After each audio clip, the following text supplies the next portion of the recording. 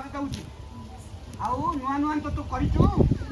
ମୁଁ ତ ମା ଜଗତର ମାତା ଜଗତ ଜନନୀ। ମୁଁ ଯଦି ସମ୍ଭାଳିବିନି ଆଉ କିଏ ସମ୍ଭାଳିବ ରେ? ଭକ୍ତମାନଙ୍କୁ କେମିତି କୌଣସି ଅସୁବିଧା ନଥାଇ କଣ୍ଟା ଗୋଡ଼ରେ ନ ବାଜି ମୁଁ ତାଙ୍କୁ ଯେଉଁ ଜାଗାରୁ ଆଣିଛି ସେ ଜାଗାକୁ କିଣି ନେବି। ମୋର ସେତିକି ଆଶୀର୍ବାଦରେ ତମ ଉପରେ ସେତିକି ଯୋଗୁଁ ରହିଛି ମୁଁ ତତେ କହୁଛି ଆହୁରି ଗୋଟେ କଥା। ମତେ ତୁ ସେବା କରି ଯେଉଁ ଭକ୍ତିରେ ଡାକୁଛୁ 5ଟା ମୁଖରେ ବାର ଯୋଡ଼ା ହବ। ତୁ ଆସନ୍ତା ବେଳକୁ ଭକ୍ତମାନଙ୍କର କଥା ମାନିବୁ।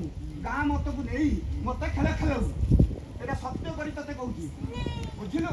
ଆଉ ଯଦି ସେମାନଙ୍କୁ ଯଦି ତୁ ମେଳନ କରିବୁ ତୁ ସବୁବେଳେ ଅବସ୍ଥା ହଉଛୁ, ବୁଝିଲୁ? କଣ ନ କରିଥିଲୁ ରେ? ତତେ କୋଉ ଅବସ୍ଥାରେ ମୁଁ ତତେ ଦେଇଛି ରେ? କୋଉ ଅବସ୍ଥାରେ ମୁଁ ତତେ ବଳ ଦେଲି? କୋଉ ଅବସ୍ଥାରେ ତତେ ମୁଁ ମାନିଲି? ମୋ ମାନ୍ୟ ତୁ ରଖେ, ଭକ୍ତମାନଙ୍କୁ ଠିକରେ ଚଳେଇ ନେ। ଆଉ ମାର ଦୟା ଯଦି ନଥାନ୍ତା ତୁ ଏ ଜାଗାକୁ ଆଇନଥାନ୍ତୁ ରେ ଆଜି। ଆଇପାରିଥାନ୍ତୁ? କୋଉଠି ଥିଲୁ ରେ? କୋଉ ବାଟରେ ଥିଲୁ?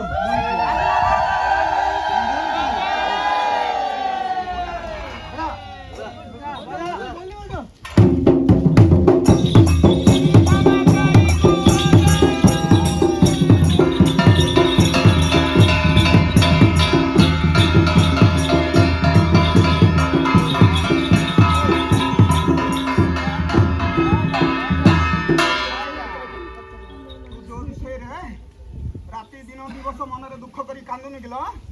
ସେ ବିଷୟଟା ମୁଁ ତୋର ସମ୍ପୂର୍ଣ୍ଣ କରିଦେବି।